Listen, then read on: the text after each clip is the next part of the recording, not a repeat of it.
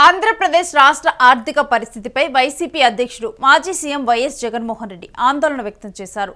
ప్రధానంగా ఆదాయాలు తగ్గిపోయి అప్పులు పెరిగిపోవడంపై వైఎస్ జగన్ ఆగ్రహం వ్యక్తం చేశారు.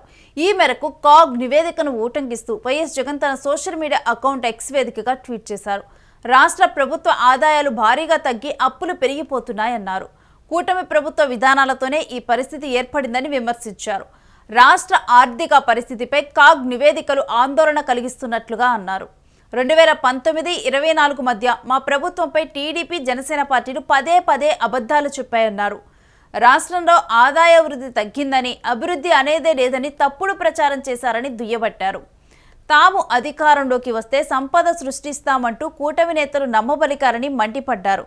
కానీ కూటమి ప్రభుత్వం అధికారంలోకి వచ్చాక రాష్ట్ర ఆదాయాలు భారీగా తగ్గాయని, 2024-25 ఆర్థిక సంవత్సరంలో రాష్ట్ర ప్రభుత్వ సొంత ఆదాయాలు కేవలం 3.08% మాత్రమే పెరిగాయన్నారు. కేంద్ర ప్రభుత్వ ఆదాయాల వృద్ధి 12.04% పెరగ్గా ఏపీ ఆదాయం భారీగా తగ్గిపోయిందన్నారు. కూటమి ప్రభుత్వం చెప్పినట్టు నిజంగానే ఏపీ ఆర్థిక వృద్ధి 12.02% ఉంటే మరి ఆదాయం పెరుగుదల 3.08% దగ్గరే ఎందుకు ఆగిపోయింది అని ప్రశ్నించారు. గత ఏడాదితో పోలిస్తే ఈ ఏడాది కొంత ఆశాజనకంగా ఉంటుందనుకుంటే మొదటి 4 నెలల్లో కూడా అదే పరిస్థితి నెలకొందని జగన్ అన్నారు. ప్రజల్లో కొనుగోలు శక్తి కూడా బాగా తగ్గిపోయిందని తెలిపారు. కూటమి ప్రభుత్వం వచ్చినప్పటి నుంచి ఆదాయాల వృద్ధి 10% ఉండాల్సి ఉండగా కేవలం 2.39% మాత్రమే ఉందన్నారు.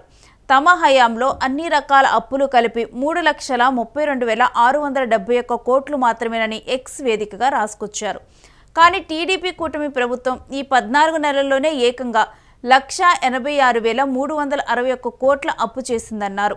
అంటే ఈ 5 ఏళ్ల హయాంలో చేసిన అప్పుల్లో ఇప్పటికే 56% చేశారన్నారు.